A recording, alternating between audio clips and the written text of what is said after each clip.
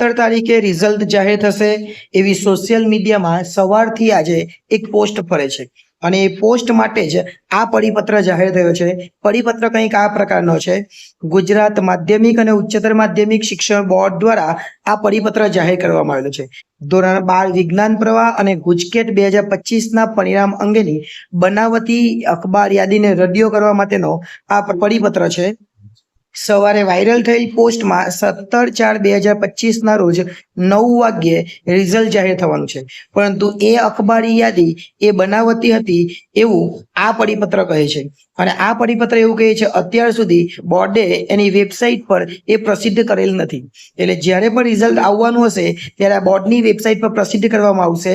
તારીખ 13/4/2025ના રોજ નાયબ નિયામક દ્વારા આ પરિપત્ર જાહેર કરવામાં આવેલો છે અને સોશિયલ મીડિયામાં ફરતી જે કોઈ પણ અફવાઓ છે એ અફવાઓથી દૂર રહેવાનું આ પરિપત્ર દ્વારા જણાવવામાં આવે છે। એટલે 17 તારીખે કોઈ રિઝલ્ટ આવવાનું નથી, પરંતુ એપ્રિલના અંત સુધીમાં આપણે રાહ જોઈશું, જેથી કરીને રિઝલ્ટની અપડેટ ત્યાં સુધીમાં આવી જશે। આભાર।